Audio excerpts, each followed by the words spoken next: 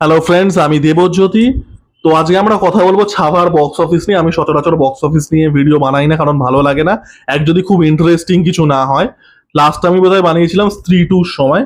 তো ছাভা কিন্তু বক্স অফিসে একটা দুর্দান্ত রান নিচ্ছে। এটা শুক্রবারে বড় ওপেনিং নিয়েছিল, শনি স্পেশালি রবিবার এক্সপোনেনশিয়াল গ্রোথ দেখিয়েছে, এবং উইকডেজে সোমবার মঙ্গলবারেও এই সিনেমাটা কিন্তু 20 কোটি প্লাস যাচ্ছে, এবং সোমবারের থেকে মঙ্গলবার এই সিনেমাটা বেশি ব্যবসা করেছে, যেটা মানে খুবই রেয়ার একটা বিষয়। মানে এই সিনেমাটা কিন্তু বিশাল বড় রকম একটা নাম্বারের দিকে যেতে চলেছে। সামনের কয়েক সপ্তাহে কোনো বড় কম্পিটিশনও নেই, সিনেমাটা হল টলও ধরে রাখবে। এই সিনেমাটা কিন্তু একটা বিশাল বড় রকমের নাম্বারের দিকে যেতে চলেছে। তো এই সিনেমাটার বক্স অফিস কেন এত সাকসেসফুল হচ্ছে, কেন ম্যাডক অ্যাজ আ ব্র্যান্ড এত সাকসেসফুল, এই জিনিসগুলো নিয়ে আলোচনা করব। তো দেখুন, আমি আপনাদের কমেন্ট বক্সে আমি দুটো লিঙ্ক দিয়ে দেবো দুটো ভিডিওর।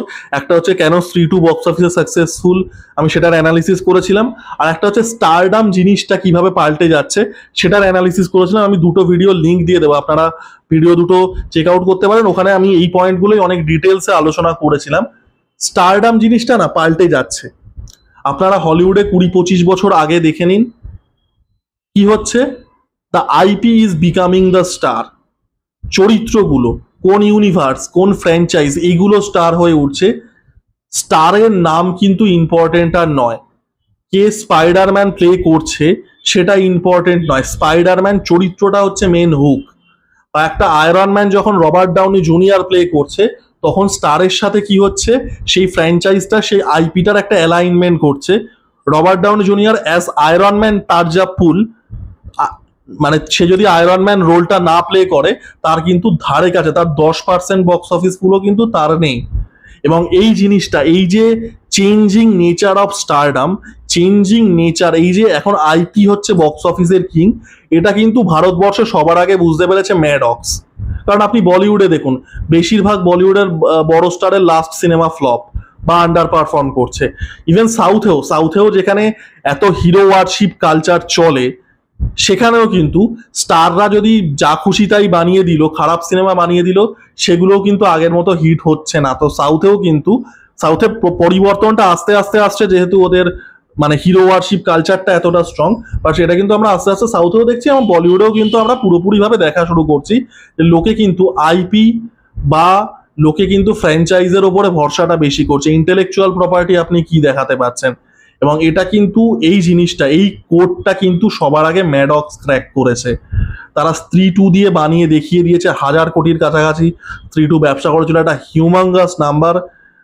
ইভেন আপনারা এই যে ম্যাডক্সের হরর ইউনিভার্স, এই পরের সিনেমাগুলো দেখবেন কি ব্যবসা করে। আয়ুষ্মান খুরানার সাথে যে সিনেমাটা আছে ঠামা, বক্স অফিস দেখে নেবেন। কারণ কি, তারা এই ব্র্যান্ডটাকে স্ট্রং বানিয়ে নিয়েছে। এই যে ম্যাডক্স ব্র্যান্ডটা বা এই যে ম্যাডক্সের হরর কমেডি ইউনিভার্স, এই আইপিটাকে তারা এত স্ট্রং বানিয়ে নিয়েছে, তারা কিন্তু যে কোনো সিনেমা বক্স অফিসে সাকসেসফুল হয়ে যাবে। শ্রদ্ধা কাপুরের ইন্ডিভিজুয়াল তার বক্স অফিস ফুল ম্যাটার করবে না, রাজকুমার রাওয়ের ইন্ডিভিজুয়াল বক্স অফিস ফুল ম্যাটার করবে না, আয়ুষ্মান খুরানার ইন্ডিভিজুয়াল বক্স অফিস ফুল কিন্তু ম্যাটার করবে না। এবং এক্স্যাক্টলি এইখানে এটাই হয়েছে। আজকে ভিকি কৌশলের ইন্ডিভিজুয়াল যা ব্র্যান্ড বা ইন্ডিভিজুয়াল যা স্টার পাওয়া, সেটা কিন্তু ম্যাটার নয়। ম্যাটার হচ্ছে ছত্রপতি শম্ভুজি। ছত্রপতি শম্ভুজি একজন ভারতবর্ষের গর্ব। তিনি শিবাজি মহারাজের ছেলে। শিবাজি মহারাজকে আপনারা জানেন, মারাঠারা কিভাবে মানে অলমোস্ট দেবতার মতো পুজো করে তাকে। ভারতবর্ষের বিভিন্ন জায়গায় লিটারালি শিবাজির পুজো করা হয়। তো তিনি ভারতবর্ষের গর্ব, এবং তিনি কিন্তু এখানে মেন ড্র। ভিকি কৌশল কিন্তু মেন ড্র না। এই যে আইপিটা ছত্রপতি শম্ভুজি মহারাজ, তিনি কিন্তু সব থেকে বড় ড্র। এবং এই জিনিসটা কিন্তু আমরা বাংলাতেও দেখি। আজকে যখন একটা অপরাজিত সাকসেসফুল হচ্ছে, সেটা কিন্তু জিতু কামালের জন্য হচ্ছে না, সেটা সাকসেসফুল হচ্ছে সত্যজিৎ রায়ের জন্য। একটা ফেলুদা বা বোমকে সেটা যেই করে নিক, আবির, অনির্বাণ, পরমব্রত যেই করে নিক, সেটা কিন্তু ফেলুদা বা বোমকেশের ব্র্যান্ড নেমের জন্য, এই চরিত্রগুলোর জন্য হিট করছে, অভিনেতাদের জন্য হিট করছে না। আজকে ছাভা সিনেমাটা পিওরলি সিনেম্যাটিক্যালি কিন্তু ভীষণ ভালো সিনেমা নয়, বাট সেটা কি করতে পারে, লাস্টের 45 মিনিট অসাধারণ, এবং ভিকি কৌশলের পারফরমেন্স অসাধারণ, সেটাতে আমি পরে আসছি। সিনেমাটা যেটা করতে পারে, সিনেমাটা খুব খুবই আর্নেস্টলি, খুব জেনুইনলি ছত্রপতি শম্ভুজি মহারাজকে কিন্তু ট্রিবিউট দিতে পারে। এবং এই জিনিসটা কিন্তু খুবই ইম্পর্টেন্ট। ছত্রপতি শম্ভুজি মহারাজ কিন্তু এখানে বক্স অফিস ড্র, এবং এই জিনিসটা কিন্তু ম্যাডক সবার আগে ক্র্যাক করেছে। এই যে স্টারদের পেছনে থেকো না, ফ্র্যাঞ্চাইজ বানাও, আইপি এমন স্ট্রং বানাও যে কে অভিনয় করছে তার ইন্ডিভিজুয়াল বক্স অফিস ফুল কি ম্যাটারই না করে, এবং ম্যাডক্স কিন্তু এটা করতেই থাকবে, এবং অন্যান্য প্রোডাকশন হাউসও কিন্তু আস্তে আস্তে এদিকেই যাবে, কারণ এটাই এভলিউশন। এটা হলিউডে তো আজ থেকে 25 বছর আগে 20 বছর আগে হয়েই গেছে। ইভেনচুয়ালি ভারতীয় সিনেমা আজ থেকে 10 বছর বাদে বা হয়তো তারও আগে, হয়তো 5 বছর বাদে সেদিকেই যাবে। ম্যাডক কিন্তু সবার আগে এটা ক্র্যাক করে দেখালো। সেকেন্ড আমি একটা কথা বলবো, সেটা হচ্ছে সুপার হিরোফিকেশন অফ আ কালচার। দেখুন, একটা সুপার হিরো সিনেমা সেটা কিন্তু সবসময় একটা কালচারাল এক্সপ্রেশন।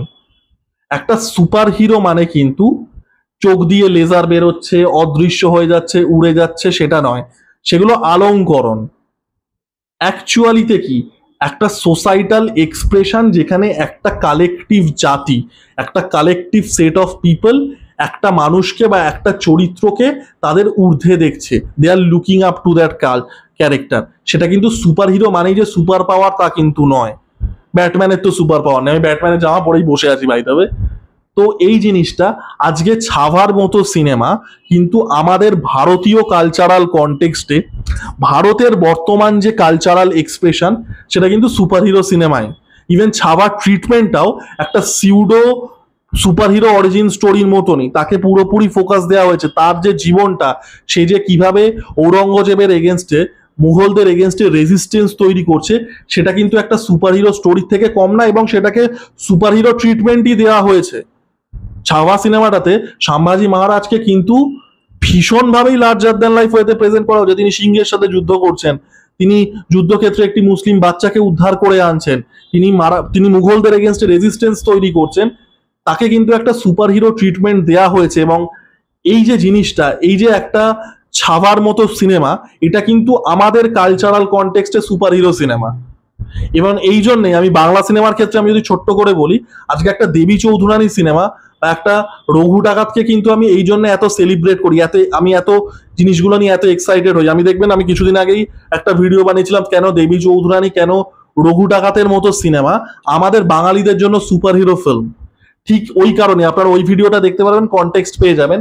আজকে একটা ছাভার মতো সিনেমা কিন্তু ভারতীয় কালচারাল কনটেক্সটে, ভারতীয় যে কালেকটিভ সোশ্যাল যে রিয়াকশন, সেখানে কিন্তু super hero film, we are looking up to this character. তো এই জিনিসটা কিন্তু খুবই ইম্পর্টেন্ট, এবং ছাবা সিনেমাটাকে সেই ট্রিটমেন্টটাই দেওয়া হয়েছে, এবং সেই জিনিসটাই কিন্তু ভবিষ্যতে আমরা আরো দেখতে পাবো। দেখুন, আমার পার্সোনালি যা বিশ্বাস, আমার মনে হয় না কোনোদিনই ওই ব্যাটম্যান সুপারম্যান টাইপের, মানে ওই কেপ্ট আর কি উড়ে যাচ্ছে, সুপার পাওয়ার আছে, ওরকম মানে সুপার হিরো আমাদের খুব যে পপুলারিটি পাবে কোনোদিনই সিনেমার ক্ষেত্রে আমি বলছি। আমি জানি রাজ কমিক্স অ্যান্ড অল সেগুলোর একটা ফলোয়িং আছে, একটা কমিক বুকের কালচার আমাদের ভারতেও আছে। আমার যেটা মনে হয়, এই জাতীয় সিনেমাগুলো যেগুলো কালচারাল কনটেক্সটে সুপার হিরো ফিল্ম ছাবার মতো, সেগুলো কিন্তু অনেক বেশি দূর যাবে। এবং আমরা ঋষভ শেট্টির আজকে যেহেতু শিবাজি মহারাজের জন্মদিন, আমি ঋষভ শেট্টির জাস্ট ভিডিওটা করার আগেই একটা শিবাজি, মানে তিনি যে শিবাজি সিনেমাটা করছেন সেটার একটা ফার্স্ট লুক ড্রপ করা হয়েছে, দুর্দান্ত লাগছে, সেটা নিয়ে আলাদা ভিডিও করব। তো এই যে কালচারাল কনটেক্সটে সুপার হিরো ফিল্ম, এটা কিন্তু ছাবা মানে খুব সুন্দরভাবে এমবডি করে সিনেমাটা। আপনি অ্যাজ আ সিনেমা হয়তো আপনার কোয়েশ্চেন থাকতে পারে, বাট এটা যে ছত্রপতি শম্ভুজি মহারাজকে যেভাবে দেখিয়েছে, সেটা কিন্তু মানে it's a super hero treatment, এবং সেটা কিন্তু দারুণভাবে কাজ করেছে। আর আমি লাস্ট পয়েন্টে যাওয়ার আগে একটা ছোট কথা বলবো, ভিকি কৌশল না, he is a unique kind of a star. আমি পার্সোনালি মনে করি ভিকি কৌশল আর Ranbir Kapoor, they are going to rule Bollywood for the next 15 to 20 years. 20 years না হলেও নেক্সট 10 বছর তারাই রুল করবে। কার্তিক আরিয়ানকে নিয়ে আমার অতটা ভরসা নেই। আয়ুষ্মান খুরানা মনে হয়েছিল, বাট আয়ুষ্মান খুরানা যাই হোক সে আমি বাদ দিচ্ছি, but Vicky Kaushal and Ranbir Kapoor should rule Bollywood for the next 10-15 years. এবং ভিকি কৌশলের স্টারডামটা আপনি যদি দেখেন, এটা কিন্তু খুব ইউনিক একটা ওয়েতে ইভলভ করেছে। ভিকি কৌশল এমন একটা অভিনেতা যে একটা মাসান করতে পারে, যে একটা ছাবার মতো এরকম অ্যাকশন প্যাক্ট রোলও করে দেবে, একটা সর্দার উধমের মতো অত ইন্ট্রোস্পেক্টিভ একটা সিনেমাও করে দেবে, একটা স্যাম ম্যানেকশর মতো ক্যারেক্টার করে দেবে। He can do it all. এবং তার সেই লুকটা আছে, তার সেই ফিজিকটা আছে, মানে ভিকি কৌশলকে তো দেখতে খুবই সুন্দর, যে সে কিন্তু একটা একদম out and out mass cinema, সেখানেও সে হিরো হয়ে যেতে পারবে। ভিকি কৌশল দুর্দান্ত নাচে, ভিকি কৌশলের ফিজিক আছে। তো এই যে জিনিসটা, এবং ভিকি কৌশলকে মানুষ কিন্তু ভরসা করে, কারণ ভিকি কৌশল এই জাতীয় সিনেমায় কনসিস্টেন্টলি ভালো পারফরমেন্স দিয়েছে। উড়িতে ভিকি কৌশলের পারফরমেন্স দারুণ ছিল, সর্দার উধামে অসম্ভব ভালো পারফরমেন্স ছিল, শ্যাম বাহাদুরে অসম্ভব ভালো পারফরমেন্স ছিল, আর ছাভাতে তো লাস্ট 45 মিনিট ভিকি কৌশল মানে জাস্ট মানে উড়িয়ে দিয়েছে। মানে ওই লেভেলের পারফরমেন্স কনসিস্টেন্টলি কোনো ভারতীয় অ্যাক্টার দেয়নি। তারা হয়তো কেরিয়ারে কোনো কোনো সময় দিয়েছে, বাট কনসিস্টেন্টলি ভিকি কৌশল যে লেভেলের পারফরমেন্স দিচ্ছে লাস্ট কয়েক বছর, মানে অলমোস্ট অন রেগুলার বেসিস, ভারতের ইতিহাসের কোনো অ্যাক্টার কিন্তু দেয়নি, এটা ফ্যাক্ট। এবং ভিকি কৌশলকে লোকে কিন্তু বিশ্বাস করে। আজকে ভিকি কৌশল যখন একটা ছাভা করছে, বা একটা যখন সাম বাহাদুর করছে, সাম বাহাদুর কিন্তু বাইরে অ্যানিমেলের অত ক্রেজ, অত লাফালাফি, অত কন্ট্রোভার্সির মাঝখানেও কিন্তু একটা ডিসেন্ট ব্যবসা করেছিল। কারণ কি? কারণ ভিকি কৌশলের সিনেমাগুলো দেখলে কিন্তু এনক্যাশমেন্ট মনে হয় না। আজকে অক্ষয় কুমার, সে একটা করছে, সে একটা দেশপ্রেমিক সিনেমা করছে, আবার পান মশলার অ্যাডও দিচ্ছে। People can see through this. John আব্রাহামও তাই। আমাদের তো দুজন আর কি দেশপ্রেম ভাঙিয়ে সিনেমা করার সুপার হিরো ছিল, একটা জন আব্রাহাম আর একটা অক্ষয় কুমার। কাইন্ড অফ সানি দেওয়ালও আগে সেটা করতো, বাট যাই হোক। তো people have seen through this. তো লোকে এখন ওই জিনিসটা বুঝেই যায় কোন জিনিসটা জিঙ্গোইজম ক্যাশ ইন করা হচ্ছে, আর কোন জিনিসটা আর্নেস্টলি করা হচ্ছে। তো ভিকি কৌশলের প্রতি দর্শকের কিন্তু এই ট্রাস্টটা হয়ে গেছে, এবং এই ট্রাস্টটা আরো বাড়বে।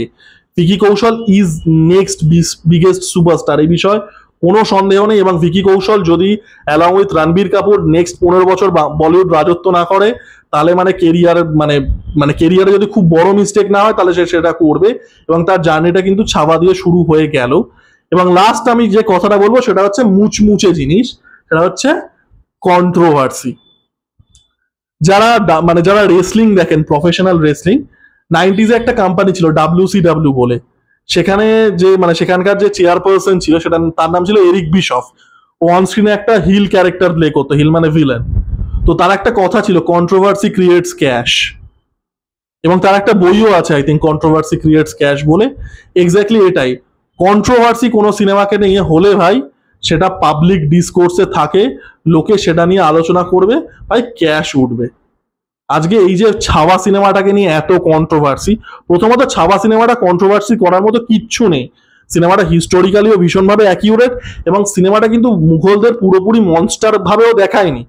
তারা কিন্তু যথেষ্ট নুয়ান্স ওয়েতে দেখিয়েছে। এবার লোকে যদি সেই নুয়ান্স পিক না করতে পারে, কিছু করার নেই, বাট অ্যাকচুয়ালি মুঘলরা যেরকম ছিল তার থেকে সিনেমায় অনেক ভালো দেখিয়েছে মুঘলদের। এবং সিনেমার শেষটাও যেভাবে করেছে, সিনেমার শেষটা আমার সেটা নিয়ে একটা আলাদা ভিডিও আছে, যে ছত্রপতি শম্ভুজি সিগমা পুরুষ, ওটা দেখতে পারেন। অ্যাকচুয়ালিতে কিন্তু অনেক বেশি ব্রুটাল ছিল, সেটা অনেক বেশি মুঘলদের হিউম্যানাইজ করেছে।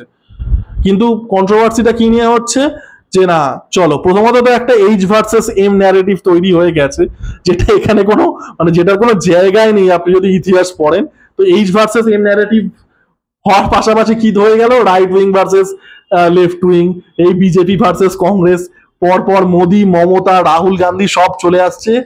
মুচমুচে কন্ট্রোভার্সি ভাই এই সিনেমাটাকে নিয়ে।